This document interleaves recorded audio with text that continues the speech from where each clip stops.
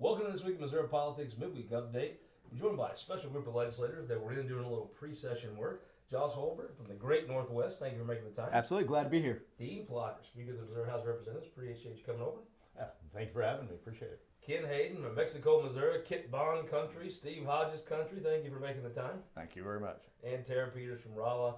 I would name all the distinguished Rollins from Steelman to Danbury. Out there I have to name Justin, so we'll just go ahead and jump in. That's fair. Tell me what you're working on coming into session.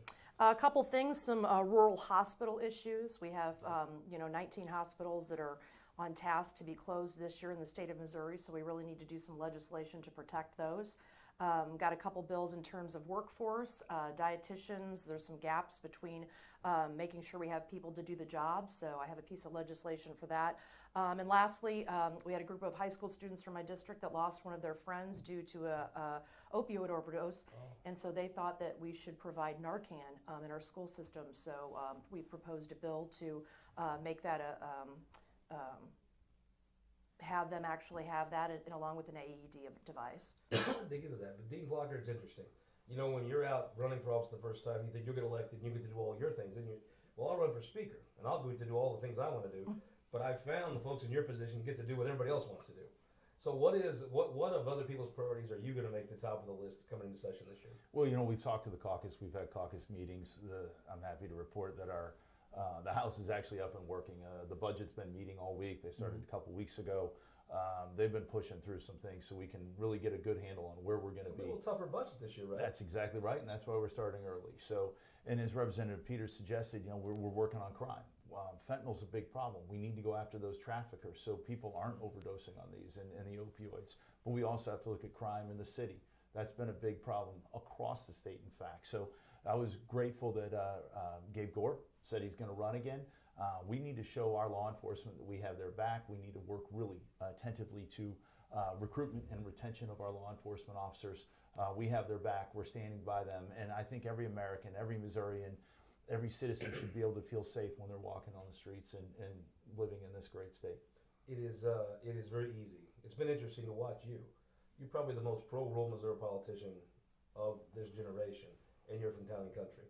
But one thing I think we overlook in the rural area is if there's a mile of paved road, if there's money spent in our areas, frankly, St. Louis kicks in a part of it. It is important to this whole state to have St. Louis crime brought under control. Absolutely. I mean, St. Louis is a great city, very important to the state, just as our rural community is very important to St. Louis. I think we need to work well together, and I think we're going to see that this year. You go talk to someone in Kansas City, they're excited, they're forward-thinking. St. Louis has had some struggles, frankly.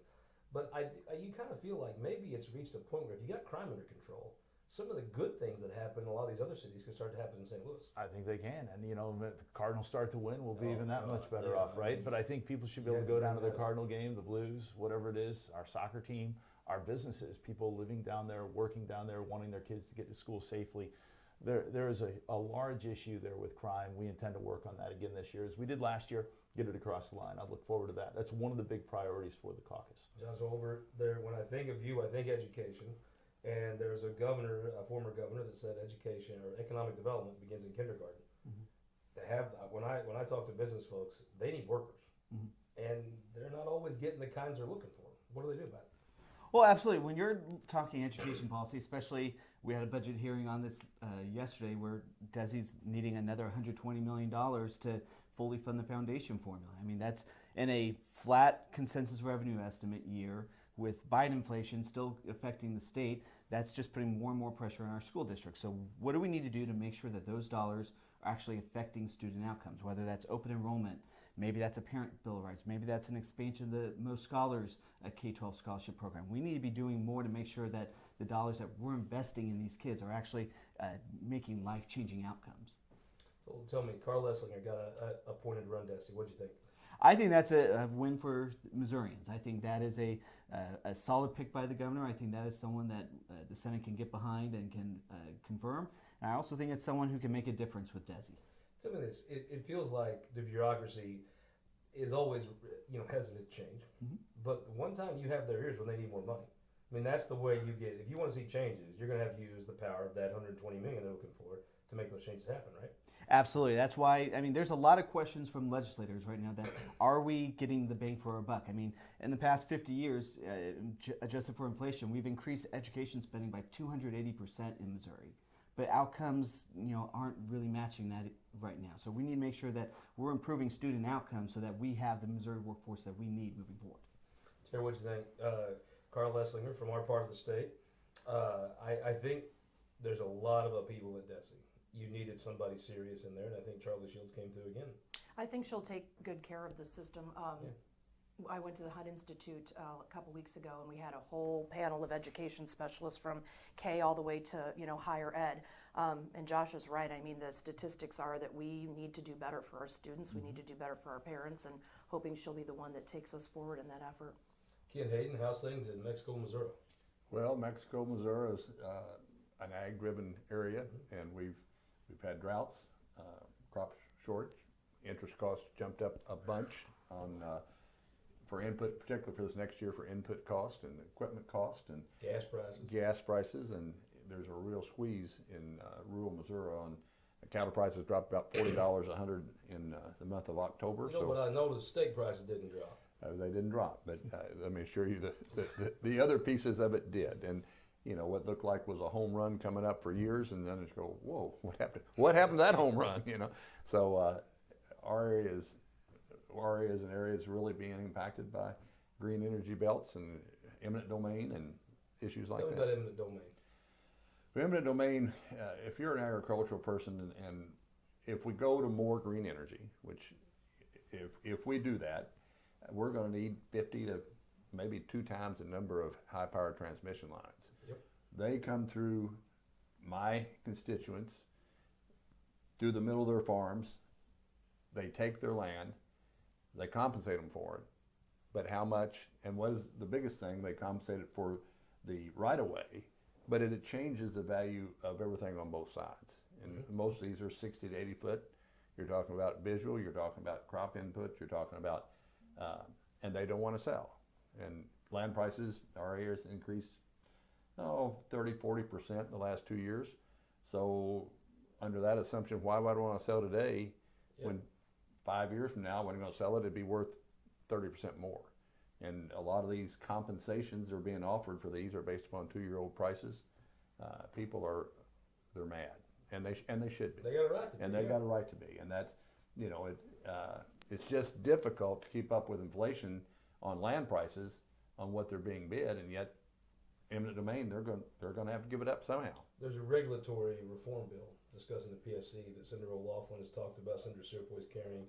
Do you think you can work some of these provisions and protections into that regulatory bill? That's the PSC bill that Cindy's got. Yeah, I'd like to. Truthfully, this year I don't know if we can get it done. There are several eminent domain bills that are up that probably keep them separate or two important issues, I would guess. Speaker Plocher, speaking of election year, second year of the session, you got half the Senate running for something, right? Several of your members are running for something higher. It is a different feel. Going to be a little bit different tricks you have to pull to get things done. Do you walk in optimistic? How you feel coming in? I'm optimistic. I think we're all optimistic here. We believe in fighting for Missouri's values, Missouri's citizens. Just as Representative Haden said, we've got these issues with these high energy transmission lines coming through. My interest is to protect Missouri citizens and our rights that we have with our property here, not to benefit some East Coast interest trying to get our energy piped through our state. We have to deliver for Missourians. And when we're looking at this economy with inflation going up, the unpredictability of our property taxes, where I live in Jackson County, our property taxes have skyrocketed. There has to be a better appraisal process. We need continuity, and we're essentially taxing people out of their houses. And that's not good for Missourians. It's certainly not good for our retirees, our elderly who need to live in their house, have a roof over their head, and they're getting taxed out. So no, I'm optimistic because we have a lot of real problems that our citizens need to have worked on and solved down here. And we're going to do that in the House. Explain on your opioid bill. There's going to be some folks that aren't familiar with Narcan. They're not familiar with. They might think you're almost encouraging folks. How would you explain your bill to somebody that's pessimistic about having these things around them? So basically, if you overdose on fentanyl, Narcan is a component that will bring you back, save your life until you can get to the hospital. So right now, Representative Chad Perkins had a bill last year that was requiring AEDs in our public education system. I don't know if you guys knew this or not, but they're not required to have an AED, which is a life-saving device. I'm not sure why we wouldn't have those in our schools. So as part of that, this bill would require them to have the AED, and the Narcan would actually be located next to that AED, so 2 life-saving devices set up for one. There would also require a small component of training, both on behalf of the school system and the students. So that's basically it in a nutshell. Right. Joshua, give me an issue you think is going to be the most talked about issue coming into session. I think the budget is going to be the most talked about issue.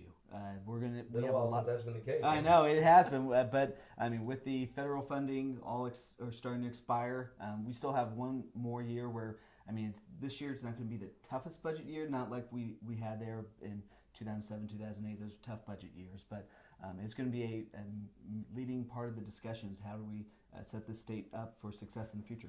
It does feel a little bit like, you see those shows about lottery winners, they're bankrupt 3 years later.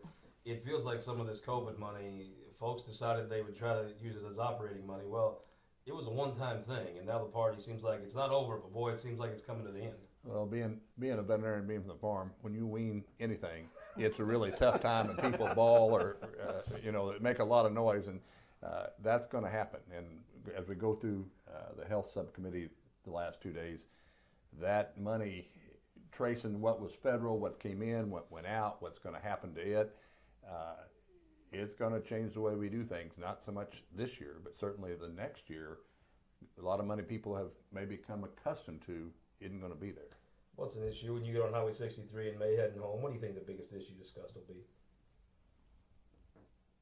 Crime. I was going to expand on, Dean, it's not just St. Louis. My district, which is in Rolla, St. James, we recently had a whole group of people that came down from East St. Louis were breaking into cars and stealing them there across from the country club. So it's expanding into our rural communities. It's not just a St. Louis issue. It is not a big city issue. When we get up on the floor and we debate crime, a lot of the St. Louis people, when us rural people stand up and talk, they're like, well, you don't really know anything about that. You're not in the city. No, it's expanding to my district, right? So we really need to get a handle on that. I tried to tell Stillman to knock that off, but he didn't listen. Yeah, well, he got a really nice couple of cars there in the last couple of weeks, so I hope he's it is interesting. Dave Marshak, the sheriff of Jefferson County, will tell you the entire issues he has that their folks deal with from a crime standpoint usually come from folks coming down 55. Yeah, Rolla's a ways, though. I mean, they must have stolen all the cars in St. Louis, so now they're having to go steal all the rural communities' Before cars. you head back to the farm in May, what do you think the biggest thing you'll talk about will be this session? Well, a lot of the issues of transmission lines, green energy, and things like that. I'm from Mexico. We lost a hospital. Fulton was also in my district, or the edge of my district. We lost we went from a healthcare, really good local healthcare to a healthcare desert. And I'm on the healthcare reform committee, and we have really, rural Missouri is in a real healthcare issue. Well, it's terrible what happened with them hospitals, ain't it? It is. That was people didn't get paid. They had insurance they paid for their families, and then wasn't put into the kitty. And I have a constituent has a child with spina bifida and has a $50,000 bill that they paid the insurance for, and there was a lot of criminality in that deal. It's very, very unfortunate, and it's not over yet. We've got people trying to open hospital. It's been a very, if you haven't lost your health care, you can't realize what impact it has in a community. Speaker, when you head out in May, start heading back east there on 70, what do you think will be the biggest thing talked about? I'm a believer that we're going to work differently this year. We've already started our budget hearings. I would agree with Representative Hurlbert that budget's going to be a big issue, but we've already started to tackle that, at least educate people what's going on. I believe that we have paths for education reform to give parents more choices. I believe that we can tackle crime. I believe that we can work on property tax reform. There's a sundry of things that we can work on to bring value to Missourians' lives. And that's what I sincerely hope we walk out of here in May with our heads up, going, we delivered. Nobody mentioned a landfill. Somebody's, I kind of think somebody's going to talk about that. I assume that passes the House, right? Probably. I assume it's Few been times. filed, and yeah, I'm sure it passed last year. I mean, we have to protect property rights, but we also have economic rights of the freedom to contract. So again, it's going to be a little bit of a balanced issue on the It's an floor. interesting issue when you go from eminent domain on clean line to landfill, so also for property rights until they're not, right? These things are complicated. They and are. There's discussions you have to have. And it affects all of Missourians. And I mean, we're net. I don't mind that we're actually a net exporter of garbage, but there is a point where we have to have places to put our garbage at times too. But I want to make sure that we're doing it properly. People are having their voices heard, and their property rights are protected. Representative Terry Peters, Representative Kit Haden, Josh Hurlbert, Speaker Dean Plocher, thank you so much for joining us. Hope the session unfolds. You'll come back here in our studio here in Jeff City and talk with us. Absolutely. Thank you for having us on. Thanks. We will see you Sunday for our year-end episode. For the last 10 years, we've had one guest to close the season every year. It's Eric Schmidt. So United States Senator Eric Schmidt joins us Sunday on This Week in Missouri Politics.